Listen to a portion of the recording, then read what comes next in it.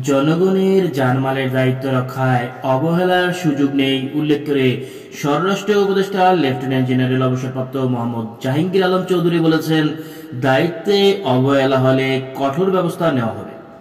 বৃহস্পতিবার 27 ফেব্রুয়ারি ভোরে রাজধানীর 4টি থানা মিরপুর, দারুসালাম, আদাবর ও মোহাম্মদপুর পরিদর্শন শেষে সাংবাদিকদের ব্রিফকালে এসব কথা বলেন তিনি।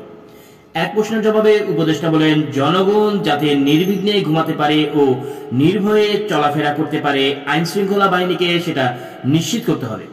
তিনি বলেন, আইন শৃঙ্খলা পরিস্থিতি মনিটরিং করার জন্য আইন শৃঙ্খলা বাহিনীর পাশাপাশি মন্ত্রণালয়ের অফিসারদেরও দায়িত্ব দেওয়া হয়েছে। তাছাড়া ফোর্স ও টহলের সংখ্যা বাড়ানো হয়েছে। উপদেষ্টা বলেন, যারা আইন শৃঙ্খলা পরিস্থিতির অবনতি ঘটাবে তাদের কোনো ছাড় দেওয়া হবে না। পরিস্থিতির উন্নতি না হওয়া পর্যন্ত কম্বাইন্ড পেট্রোলিং চলমান থাকবে বলে জানান স্বরাষ্ট্র উপদেষ্টা। লেফটেন্যান্ট জেনারেল মোহাম্মদ জাহাঙ্গীর আলম চৌধুরী অবসরপ্রাপ্ত বলেন, আইন শৃঙ্খলা বাহিনী সতর্ক ও সজাগ রয়েছে। রাজধানীর গুরুত্বপূর্ণ মোড়ে স্থাপিত চেকপোস্টগুলোতেও ফাংশন করছে। যৌথ বাহিনীর অপারেশনও ভালোভাবে চলছে। তিনি বলেন, থানার কার্যক্রম স্বাভাবিক গতিতে চলছে। থানাসমূহ সঠিকভাবে কাজ করছে কিনা তা দেখতেই এই পরিদর্শন। উপদেষ্টা আরো বলেন, আইন শৃঙ্খলা বাহিনীর সদস্যরা ভোরের দিকে দায়িত্বে শিথিলতা দেখায়। এই সুযোগে সন্ত্রাসী ও অপরাধীরা নানা রকম অপরাধমূলক কর্মকাণ্ড করার চেষ্টা করে। আমি আইন শৃঙ্খলা বাহিনীকে নির্দেশ দিয়েছি তারা যেন এ সময়েও সজাগ ও সতর্ক থাকে।